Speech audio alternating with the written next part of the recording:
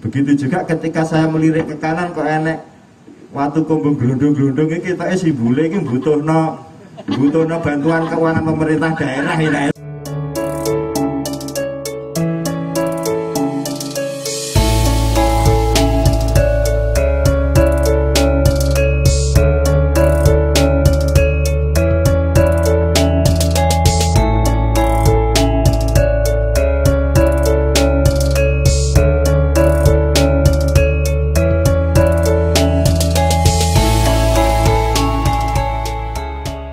Amin. 200.000 ayo digawe baju ireng-ireng gawe udeng. Guyu kabeh. Ireng-ireng gawe udeng. Guyu kabeh. Apa sesimpel itu dengan apa? Pakaian hitam dan udeng kemudian mereka menjadi daerah wisata. Wes ta, ayo dilakoni dhisik. Seminggu kas aku merono minimal ana wong 30 sing gawe ireng-ireng karo gawe. Tapi 200.000 itu aja njaluk aku lho ya. Iku adalah uangmu sendiri dan jerih payahmu sendiri. Karena kamu tidak akan pernah menghargai kain itu, pakaian itu dan udengmu ketika itu yang ngasih adalah saya. Kalau itu bukan keringatmu. Ya wes mas. Seminggu setelah itu, kalau nggak salah sama Mas Bella sempat ya saya. Ternyata sudah ada 30 orang. Oh arek iki bener. Oh arek iki temen. Suatu ketika Gus Naun Sewu, saya akan cerita panjang dikit ya. Aku mau dikongkon panjang. Lebarin Mas Bella. Nah cerita ini, jadi suatu ketika waktu itu saya ke sana seminggu setelah itu. Waktu itu saya dikasih ketela pohon kaspe ya. Kaspe goreng besar-besar ya Mas yo. Lek siji ngono paling dibagi dadi telu terus dipecah ngene ya, gede-gede. Ambek apa singkong rebus gitu. Nun sewu. Begitu saya datang suguhan teko di piring, saya di sebelah saya ada tempat sampah. Tak ambil, tak masuk no tempat sampah. Tersinggung kan pasti mereka. Tersinggung, begitu tersinggung kan tanya, "Loh Mas, gak enak dah?" Saya jawab, "Aku duwe syarat kelima. Lek aku moreng-moreng, lek aku misui awakmu aja dadi loro." Saya bilang sama mereka, singkong itu kamu taruh, itu dimakan sama tamumu satu saja, itu sudah luar biasa. Artinya itu pasti hanya akan jadi apa? Pajangan meja, tidak lebih dari itu. Terus ya apa Mas? Singkong itu ketok sak mene-mene cara masake koyok ini. Minggu ngarep aku tak merene meneh. Saya kasih tahu cara memasak singkong agar singkong itu menjadi enak. Pak Anwar, Pak Soleh itu kalau ke rumah dinas yang dicari itu. Akhirnya seminggu setelah itu saya ke sana. Saya ke sana sama tamu-tamu saya Jakarta. Ada 2 mobil ke sana. Tamu-tamu Jakarta saya bilang, "Iki ana tamuku Jakarta merono, aku nggo sediano makem ya wong sakmene." Saya masih ingat bener. Begitu datang ke sana, sing disuguhno iku sayur lompong, sayur rebung, kemudian ada lagi ayam goreng. Dan saya lihat ayam gorengnya itu ayam goreng ayam potong. Saya ambil lagi, saya masukkan ke sampah lagi. Tanya lagi, karena udah kedua kali mereka nggak terlalu tersinggung, terus tanya, "Wong Jakarta itu mrene gak goleki ayam potong goreng. Sing digoleki mesti sayur lompong, sayur rebung, iwak asin dan sebagainya. Yang makanan khas kamu. Buktinya sing entek ya iku. Sing liyane ora kejaman." Lah itu berproses panjang. Hanya seperti itu, hampir setahun, hanya merubah mindset, hanya merubah perilaku, dan alhamdulillah di Segunung itu Gus, begitu itu berjalan terus, yang anak-anak muda yang dulu sempat nun sewu masih suka depes sampai gowo botol, itu wis gak ono saya. Karena mereka dengan kesadaran mereka, kalau saya mabuk atau saya nakal di kampung saya, orang lain tidak akan pernah masuk ke kampung saya. Termasuk hari ini di Segunung sudah tidak boleh orang luar membeli tanah di Segunung. Orang Segunung nggak mau, nah dikerjasamakan boleh, tapi kalau membeli enggak. Berjalan terus, akhirnya hari ini hampir keseluruhan pakai baju hitam, pakai udeng pada hari-hari tertentu. Kena fitnah bener. Wong Segunung kejawen, orang ngerti agama. Ada dari banyak ke sana. Apa itu dari kelompok itu. Nuturi orang Segunung. Nuturi, bener nuturi. Dianggap orang Segunung itu tidak beragama. Padahal namanya Cak Pi yang ketua adatnya itu biasanya ngimami masjid, biasanya ngajar ngaji. Jadi dicerita, dituturi. Tapi karena teman-teman sudah kita sejak awal sudah kita bilangin, akhirnya mereka tidak mengalami shock. Justru ini semakin menggugah mereka. Karena apa? Karena di dalam otak masyarakat kita, uang lek udeng-udengan pakai pakaian itu, lek gak maling, lek gak preman, ya mesti dukun. Tidak lebih dari itu. Yang akhirnya mempersepsikan kita juga bahwa nenek moyang kita ya lek gak dukun, maling, preman. Karena orang-orang nenek moyang kita ya pakaiannya hitam-hitam, pakai udeng. Tidak lebih dari itu. Semua persepsi di dunia seni kita mempersepsikan hampir sama seperti itu. Dan itu membuat kesadaran kita. Sehingga kalau kita tarik hal ini, terus kemudian berjalan terus, alhamdulillah sekarang Segunung menjadi tempatnya teman-teman KKN. Saya bilang sama mereka, ojo pernah jaluk sesuatu terhadap tamumu. Leper koro tamumu kemujamu dengan baik dan kemudian memberikan sesuatu itu lain. Tapi pantang bagi orang Segunung untuk meminta sesuatu. IPB datang, Brawijaya datang, UNESA datang, kemudian dari berbagai masuk ke sana. Dan alhamdulillah berkembang dan ini semakin menguatkan. Tapi ini belum selesai. Ini baru 10-15% dari cita-citanya. Tapi yang menarik, proses ini dilewati. Dan kita berharap proses ini akan berjalan terus. Tapi yang lebih penting hari ini sebenarnya adalah anak-anak Segunung ada di sini dan bertukar pikiran dengan teman-teman. Mungkin itu ya terlalu panjang nanti, berarti bagian gue tak kurangi, tak papat no tadi siji. Sehingga nanti biar Mas Bela dan Gus Heru dan Mas Cucu. Ya, terima kasih.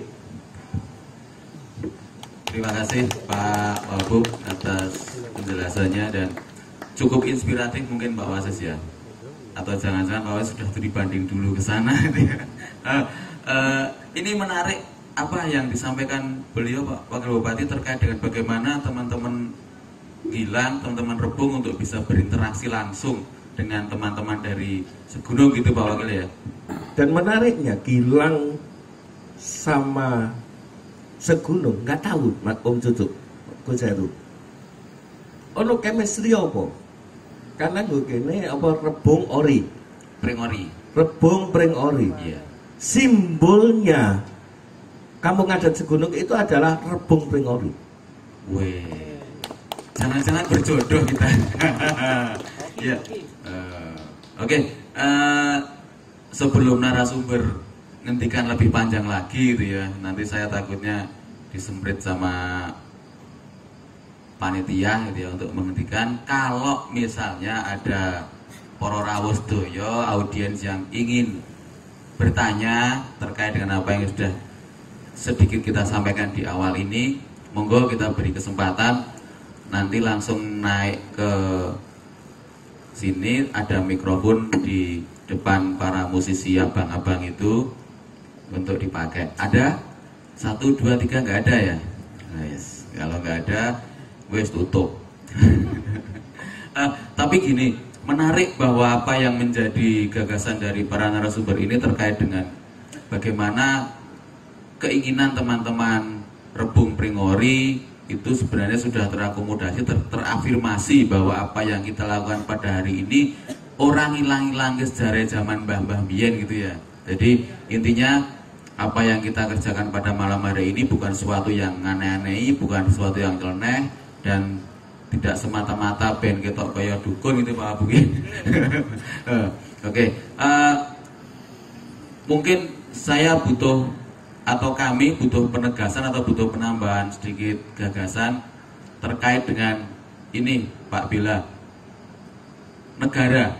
Jadi negara bangsa ini sebenarnya dibangun dengan cara bagaimana sehingga tiba-tiba ada Watu Gilang, tiba-tiba ada tadi Pak Wahbu Mutiko di mana Pak yang pakai bancaan dan sebagainya itu kan. Artinya kan kita itu disatukan dengan caranya, dengan banyak hal yang berbeda, tapi kenapa kita bisa seperti ini akhirnya itu? Monggo Mas Wila.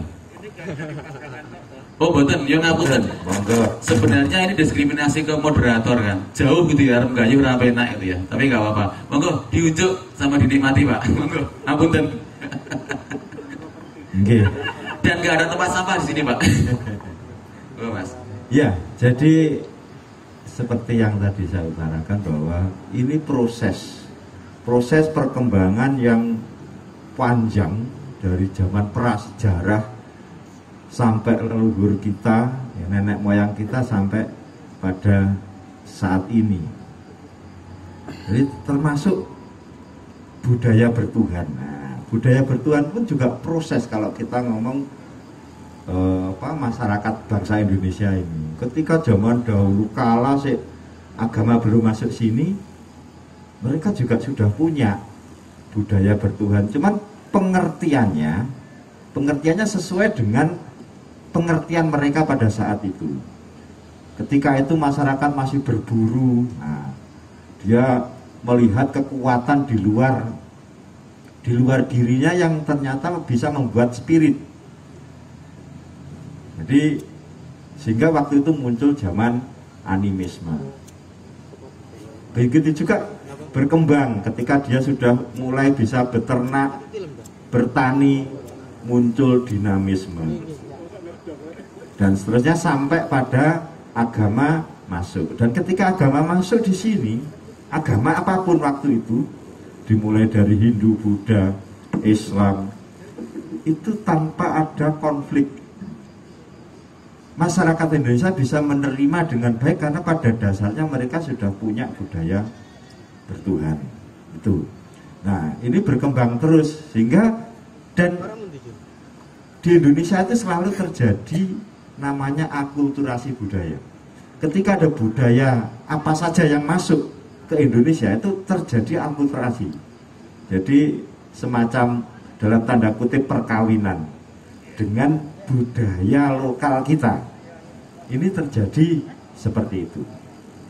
Kalau tentang berdirinya negara bangsa, kita semua sudah tahu itu sudah merupakan kesepakatan perjanjian luhur bangsa Indonesia.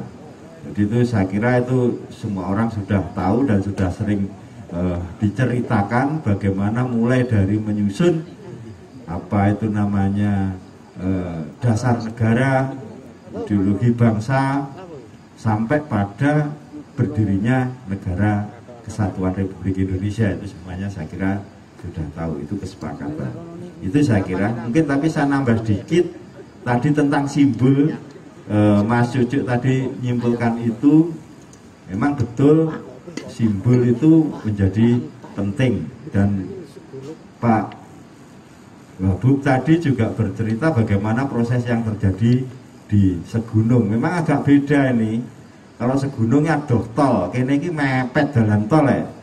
Nah, itu. Jadi simbol-simbol ini juga harus kita perhatikan. lek apa iki watu gilang saiki dikei sarung kotak-kotak umpamanya itu tentu mempunyai makna-makna tertentu. Begitu juga ketika saya melirik ke kanan kok enek watu kumbung glundung-glundung iki ketoke simbole iki butuhno bantuan keuangan pemerintah daerah ya, itu harus kita mampu membaca itu. Matur nuwun. Sakjane wis disamar-samar ke malah dibulgar ke karo Mas Bila. Aku mau lagi ngobrol karo Gus Heru orang tunggu. Tapi enggak seperti itu maksudnya. Iya. Oke, terima kasih Mas Bila. Ini saya perlu atau kita perlu penegasan lagi terkait dengan negara atau bangsa yang sudah sejak zaman dulu bertuhan dan beragama gitu ya. Mungkin Gus Heru perlu mendeskripsikan lagi. Jadi tadi di awal kan sudah disampaikan tidak ada budaya atau budaya yang bertentangan dengan agama. Tetapi karena budaya itu hadirnya kan mendahului agama, Gus. Nah, maka bagaimana agama itu datang untuk noto itu, Gus ya. Nah, sebenarnya biar tidak ada persepsi atau pandangan orang terkait dengan watu diopeni ya. Misalnya seperti itu, Gus. Monggo Gus Heru berkenan untuk menjelaskan sambil merokok boleh. Iki mau. Diizinkan, narasumbernya boleh merokok. Kok nanti posting. Enggak apa-apa. Pelanggaran kayak gitu. Nanti kitab suci ini diblurkan. Dulu saya itu pendiri FB2M untuk media itu. Haram. Kitab sucinya melarang itu. Komisi penyiaran. Terima kasih Mas. Tadi kalau budaya dengan agama lebih dahulu mana itu beriringan. Bejakannya ya keberadaan manusia awal dengan keberadaan agama saat itu beriringan. Karena kita sepakati bahwa budaya itu adalah tata kelola kehidupan sendiri, bahwa dinamika kehidupan itu adalah budaya. Kalau kemudian itu ditarik di sisi sejarah, maka terus akan bergulir seiring dengan eranya atau seiring dengan masanya. Saya justru lebih tertarik kepada watu gilang ini. Aku semua semangat pas bakas watu gilang. Dan pikiran itu kayak watu gunung. Karena gini, bahwa kenapa kemudian kita harus benci dengan keberadaan batu itu atau tidak suka dengan keberadaan batu atau apapun situs apapun. Karena faktanya itu lahir dari kebudayaan yang ada. Waktu Mas tak sih. Itu faktanya lahir dari kebudayaan yang ada. Yang nanti akan beriringan dengan seni. Bagaimana kemudian bentuk prasasti ataupun bentuk situs yang muncul itu seiring dengan perkembangan seni saat itu. Sehingga tadi di obrolan santai saya katakan kepada Mas Wasis, bentuk waktu itu tidak hanya sekadar bentuk waktu yang seala kadarnya ditanamkan di situ, ditancapkan di situ. Karena ada gambaran seni saat itu. Karena kita sepakat ini adalah warisan budaya, warisan tata kelola kehidupan saat itu. Arkela sudah mengatakan itu adalah ada kaitannya dengan posendok. Oke lah kita sepakati itu, monggo. Tetapi bahwa ini adalah dinamika kehidupan, tata kelola kehidupan yang era itu mengharuskan atau mewajibkan masyarakat saat itu memberikan sebuah tancapan tanda bahwa di sini ada peradaban, di sini ada kehidupan. Monggo diteliti lebih lanjut, apakah kemudian ini batas desa ataukah ini ada tempat persinggahan atau kayak apapun, itu butuh penelitian lebih lanjut. Tetapi yang jelas ini adalah pertanda ada kehidupan, ada masyarakat yang ada di sekitar sini. Seni yang kemudian mengiringinya adalah bentuk batu itu sendiri, bisa bermacam-macam. Bagaimana dengan agama itu sendiri? Apakah kemudian ada terjadi tabrakan atau kontradiksi dengan agama?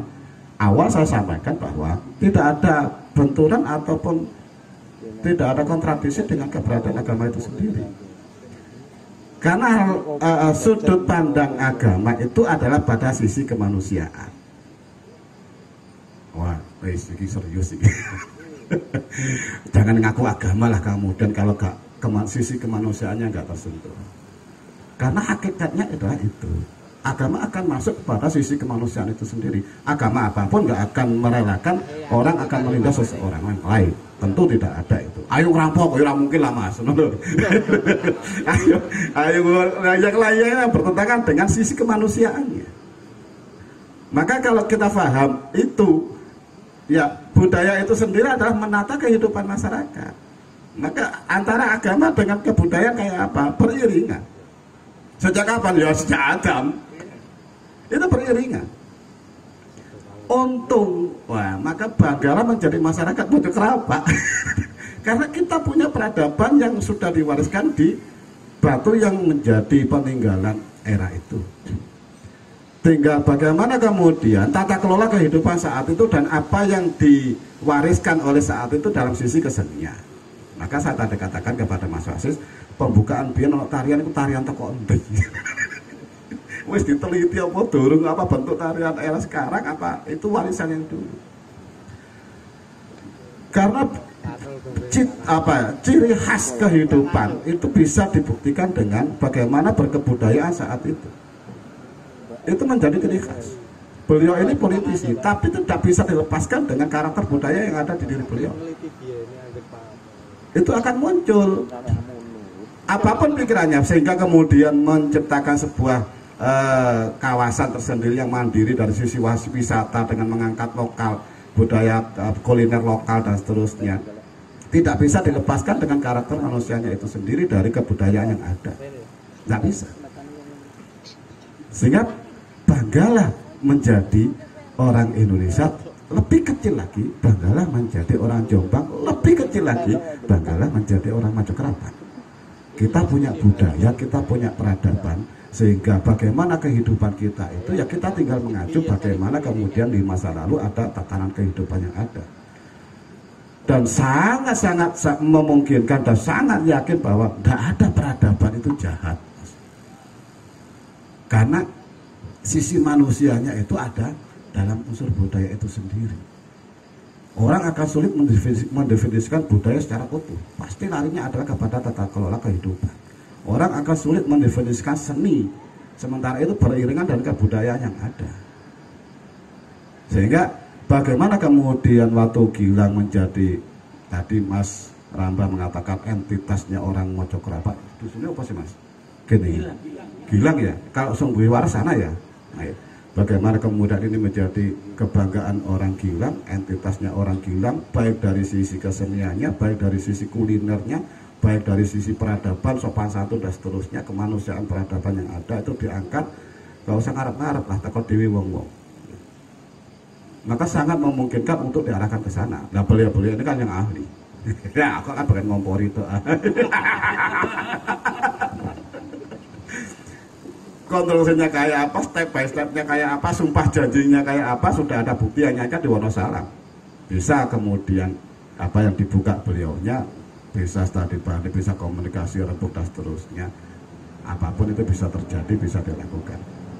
Tapi intinya adalah bagaimana agama memandang warisan yang ada ini. Bahwa apakah kemudian bahasa kasarnya lah, syirik dan seterusnya, dari sisi mana? Karena syirik itu kan penduaan.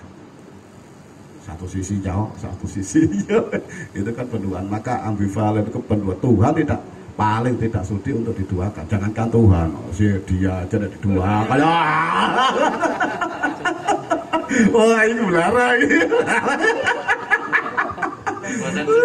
Wes stop aja. Balik mana saya?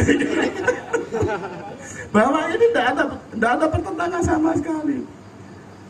Karena orang otoh memahami agama dari sisi budayanya, dia akan mengalir. Dia akan terwarnai dengan agama itu sendiri. Nah, itu yang kemudian kita banggakan ketika masyarakat itu masuk dalam sisi budayanya. Ngapunten, karena NU itu paling getol dengan sisi itu.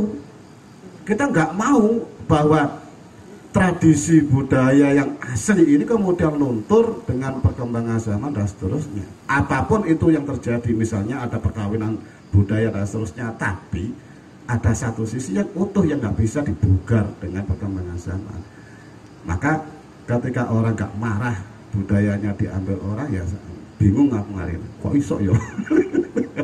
Nah ini saya sangat antusias ketika Mas Wasis bicara masalah waktu Gilang dan seterusnya. Kalau masalah gua apa kejawen Mas mau, wes itu biasa. Orang akan mengatakan yang macam-macam lah, karena belum paham, belum mengerti ngeh dan seterusnya. Akan ya itu biasa, itu dinamika biasa lah. Sehingga yang ingin saya sampaikan bahwa agama memandang hal ini kayak apa? Ya biasa-biasa saja. Lebih mengerucut lagi karena dilala kok aku wakili Gus Salman gitu. Besok sama nama Mas Yudin. Sehingga bagaimana kemudian NU lah gitu memandang? Ya biasa-biasa saja gitu. Nggak usah kaget, ya, biasa, dan kita sepakat ini budaya yang perlu kita angkat. Toh nanti ke depannya akan bisa berafiliasi dengan ABCD dan seterusnya, sisi ekonomi, sisi kesejahteraan, sisi macam-macam. Bahkan saya membayangkan ini menjadi jujukan, tinggal bagaimana apa ini bahasa arah menuju ke sini dan seterusnya dikelola, ditata. Saya sudah membayangkan ini menjadi suatu tempat yang gitu. Waduh saudara. Yeah. Sudah terkonfirmasi itu ya, tidak masalah dan akan menjadi sesuatu yang luar biasa. Tetapi untuk bisa menjadi luar biasa, kita mestinya butuh sebuah cerita gitu ya, sebuah narasi. Perdebatannya bisa panjang lebar, bisa habis bercangkir-cangkir kopi itu ya. Tetapi kita punya expert yang bisa memahami bagaimana membangun narasi. Sepertinya teman-teman Rebung juga butuh belajar gitu ya pada Mas Jojo. Mas Kandhanono konco-koncomu iki. Piye carane gawe narasi? Biar tadi seperti disampaikan Mas Bella, Pak Wabub, Gus Heru itu iso kedaden gitu Mas. Itu saja, ora akeh-akeh. Sak jam. Oke Mas.